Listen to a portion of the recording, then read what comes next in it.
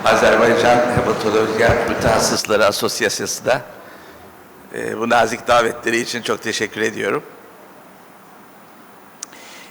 I'm very happy to be together as a group from EHOC, and it's a pleasure for us to be the guest of also with nice invitation of Dr. Valla. Thanks a lot to him too. And after our boss in EHOC, Dr. Saglio, I'm very happy to participate in this nice session. I will try to give some knowledge about MRD. It's impossible in half an hour to speak from all aspects of MRD, of course, in leukemias, but I'll try my best to give some hints about it. Soho, Turkey meeting again. Most patients who achieve clinical and morphological complete response, CR, with treatment, unfortunately, mostly relapse at the end. And this suggests that there are residual leukemic cells in patients who achieve CR. Morphological response assessment has limited capacity, and the presence of leukemic cells that cannot be eliminated with treatment without the clinical picture of leukemia and that cause relapse is called minimal residual disease. The term minimal residual disease in the ALN 2018 guidelines was replaced by measurable residual disease in the ALN 2022. A positive or negative MRD test result indicates whether measurable disease is detected above certain thresholds that may vary by test and laboratory. It is important to recognize that a negative MRD result does not necessarily indicate eradication of disease, but rather represents disease below the test threshold in the tested sample, and patients may still experience relapse. In addition, an MRD test with a non-zero result may still be called negative by the laboratory if the level detected is below the threshold associated with prognosis. So we must be very careful about the results that the laboratories convey to us. Not all the time they are positive, or not all the time they are negative. This is a very good scheme, in my opinion, diagram of the therapeutic response and relapse patterns of patients with hematologic malignancies based on MRD measured by different techniques with inconsistent sensitivities. As you can see here, beginning with karyotyping morphology, FISH, multicolor flow cytometry, quantitative PCR, and NGS next generation sequence, as you can see, if with NGS it's reported there is no MRD, for example, and a complete response without MRD, of course, has the best prognosis when they are followed. So this is another, it's of course a dream that we want to achieve, but it's not the reality. The cancer cell burden, of course, ideally should be cancer cell eradication by time with cytoreductive therapy, but unfortunately this is never the case, of course. Actually, we reach to a point with steroidactive therapy, and where measurable residual disease exists, and when the time the relapse comes, the leukemic cells, of course, begin to proliferate. As we can see with morphology light microscopy, it is just tip of the iceberg. The ideal is cure, but we haven't been able to achieve it yet. As you can see, 10 to minus 10 maybe is our goal in the future. How can we detect MRD trustably? Multiparametric flow cytometry, quantitative polymerase chain reaction, digital PCR, next generation sequencing, and next generation flow cytometry are the main streams that we apply in MRD detection. Sensitivity should be at least 10 to minus 3, preferably 10 to minus 4. It should be applicable to most patients in the relevant treatment protocol. It should be reproducible. Internal quality control and interlaboratory standardization should be possible, of course. These are the main ideals of an MRD test. Here, the main advantages and the disadvantages of the techniques are summarized. In multicolor flow cytometry, for example, the strengths, sensitivity, applicability, high availability, fast turnaround, and low cost. What are the weaknesses? It can be applied only to fresh cells, to peripheral blood or bone marrow. Antigen shift post-treatment cannot be detected. High technical and biological expertise is needed, of course. With quantitative PCR, sensitivity also is the strength, robust it is. It can be studied, it can be applied to frozen samples, and it is low cost also. What are the weaknesses? Applicability cannot be possible at all the times. It takes more time, and for each molecular target, a specific assay should be applied. What about next generation sequence? It is also sensitive, 10 to minus 4. Applicability is okay. Assessment of clonal evolution can be detected, and it can be applied to frozen samples too. What are the weaknesses? High cost, data storage, and high biological expertise. And sometimes it can detect CHIP. And we don't know clonal hematopoiesis of indeterminate potential. CHIP has an important role in the relapse yet. And germline mutations can be detected and slow turnaround. What about digital PCR? Sensitivity is okay, applicability okay, absolute quantification, and frozen samples are okay. What about the weaknesses? Specific assays for each molecular marker, 3 or 5 days turnaround, and lack of standardization. Let's talk about the techniques a little bit more in detail. Leukemia-associated immunophenotype plus different from normal can be detected with flow cytometry. It is fast, relatively inexpensive, but the samples should be fresh and viable, and also requires expertise. As we can see, real-time quantitative PCR is also very often applied in MRD setting.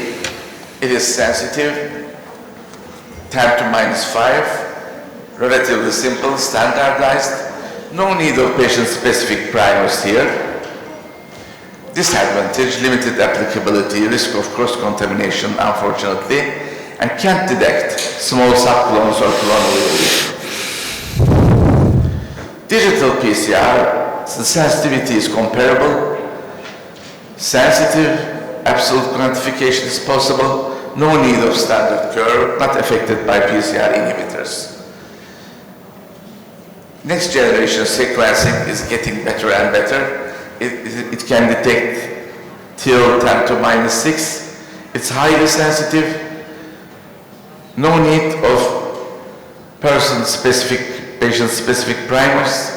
Wide applicability is possible, but the potential to track small subclones and clonal evolution is the handicap.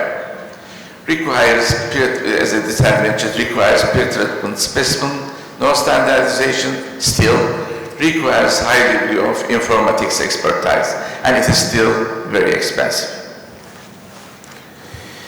In the AML setting, what is our position in relation to these techniques? It's, of course, distinct myeloid leukemia. It's not possible to have a single MRD technique suitable for all of them. Many studies and meta-analyses have shown that MRD positivity in AML is an important prognostic factor for survival.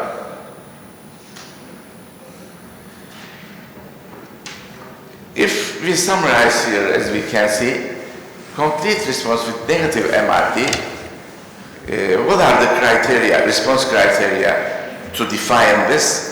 Complete morphological remission, MRD negativity by all the technologies, bone marrow multicolor flow cytometry MRD negative is needed, or MRD negative by real-time quantitative PCR in bone marrow or in peripheral blood after second cycle for NPM, nucleophosphine 1, and CVF MRD are warranted, and MRD negative NGS by NGS in bone marrow if NGS is applied. The complete response with positive MRD, morphologically it's in complete remission, and MRD positivity in peripheral blood and bone or bone marrow, either by flow or NGS or quantitative PCR positivity. What is CR with molecular MRD detection at low level? CR MRD LL, if it's also defined like this. Morphologically we should be in CR, but presence of peripheral blood and or bone marrow, MRD detectable by molecular methods at low level. What is low level? For example, in quantitative PCR, it is lower than 2% or NGS lower than 0.1%, but above the limit of detection of assay. And MRD relapse conversion of a negative MRD result to positive by any MRD method, or increase in MRD copy numbers, for example, more than 1 log 10 between any two positive samples in the cases with CR-MRD LL monitored by quantitative PCR. And above results should be repeated on a second sample and confirmed, preferably in bone marrow.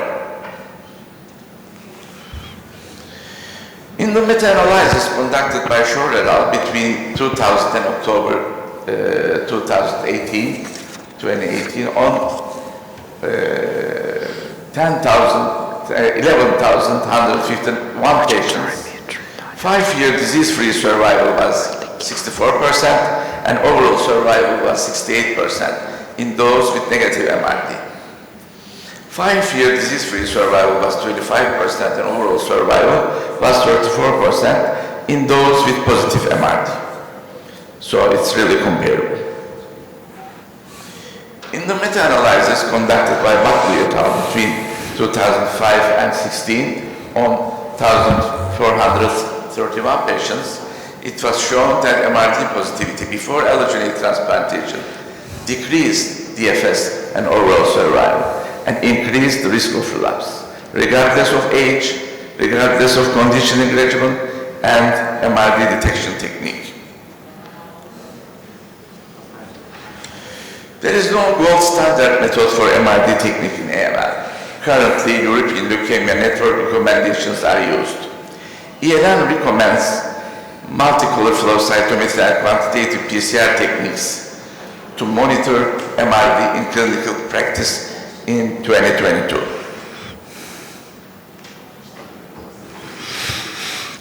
Multicolor flow cytometry in AML, it is recommended as leukemia-associated immunophenotype based, different from normal approach. It is the immunophenotype associated with leukemia during diagnosis, different from normal method, an abnormal immunophenotype is monitored during diagnosis. ELN recommends harmonization of applications using a basic panel containing at least 8 fluorochromes, including CD34, 117, 45, 33, 13, 56, 7, and HLA-DR. In cases where a monocytic, myelomonocytic blast component is suspected, 5 to 10% of all AML cases, an additional monocytic tube can be added, including 33, 45, 64, 11B, 14, 4, 34, and HLA-DR. To reach the MRD positivity threshold recommended by the ELN, it is necessary to obtain 10 to minus 3 leukocytes, CD45 positive cells, with the phenotype of interest, at least 500,000 or to 1 million live cells, and a good quality, undiluted bone marrow sample processed within 3 days at room temperature. In quantitative PCR method, a fusion transcript is present. According to ALN recommendations, molecular MRD with quantitative PCR should be considered positive if the threshold cycle is lower than 40 in at least 2 of 3 repeats.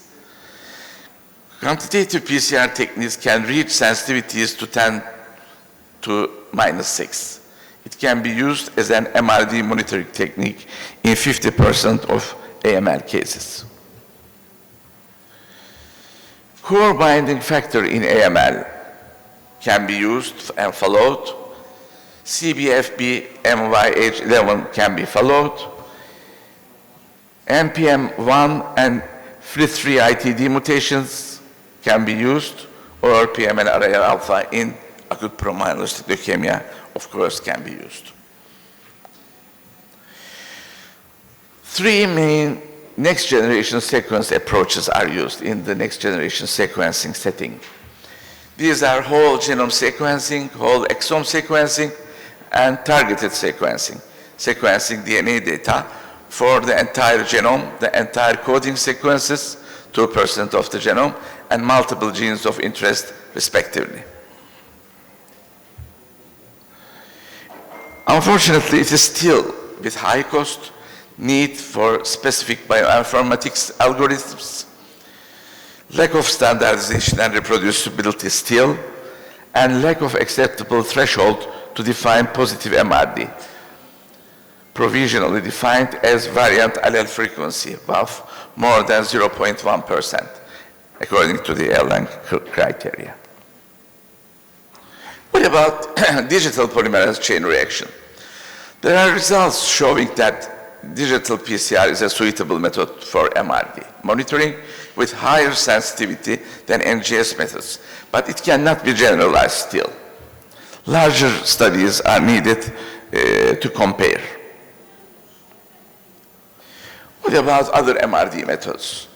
These are visualizing data using TSNE, SPADE, or FLOMSOM, but not all of these methods are suitable for MRD monitoring. They are incompatible still with the clinical trials. Let me say a few words also about leukemic stem cells. These are promising cells for MRD monitoring, but they are very low in peripheral blood. Of course, our goal is to be able to detect, but still it is not sufficient, and we don't have still sufficient data to be able to evaluate in relation with clinical trials. What about the markers experienced with these cells, 45, RA, CLL1, and CD133, sometimes 123? ALN currently doesn't recommend LSC detection as a criteria, but research is continuing on. Also, circulating leukemic cell detection is another method that are used, but it's not standardized and still also promising. Time is needed to be able to use it. It is promising because it can use microfluidic techniques, droplets. It was found that the detection of relapse symptoms was faster and more specific than tests based on bone marrow samples.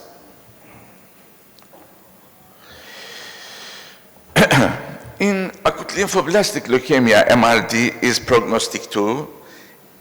It is especially important for the patients that we will use blinatumab, CAR-T, and allogeneic transplantation. Conventional chromosome analysis and FISH methods are not used. or are rarely used because they have very low sensitivity. As we can see here, if we can detect no MRD, the overall survival and event-free survival are considerably better. The only FDA-approved MRD method for B-ALL is clonoSEQ NGS. For B cells, IgH, IgK and IgL receptor gene sequencing, and for T cells, TCR beta and TCR gamma gene sequencing. And the analytical sensitivity is reported as 10 to times 6, 10 to exponential minus 6. The VDJ region of the receptor gene represents a measurable molecular barcode that has the following properties: identifies all malignant cells associated with leukemia, remains stable and maintained over time, even as the clone evolves, directly measures cancer cell burden at any time during clinical management. These are some examples that Maffei et al. In Blood, for example, in their paper, 68 patients, 126 paired peripheral blood bone marrow samples who received CAR T-cell therapy or stem cell transplantation in patients with ALL. Strong correlation between peripheral blood and bone marrow NGS MRD was detected. Similar agreement between treatments, between B and T cells, and between the presence of extramedullary disease. MRD was detected in peripheral blood in 100% of those who relapsed after stem cell transplantation and in 85% of those who relapsed after CAR T. Next generation flow cytometry at acute lymphoblastic leukemia is also utilized. For high sensitivity, more than 10 to 7 standardized samples are required, and analytical sensitivity is approximately 10 to minus 6. This is the short paper, NGS MRD, negative 5-year overall survival 90%, multicolor flow cytometry MRD negative is 60% when compared, 62% when compared. They are comparable. 46% of the group with MFC MRD negative were NGS MRD positive. This is also a very important data from this paper.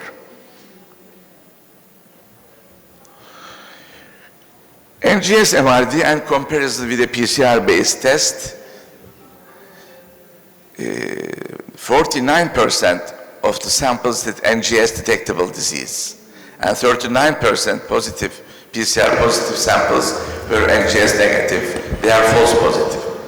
So still the false positive and false negative problems have not been resolved yet in these results.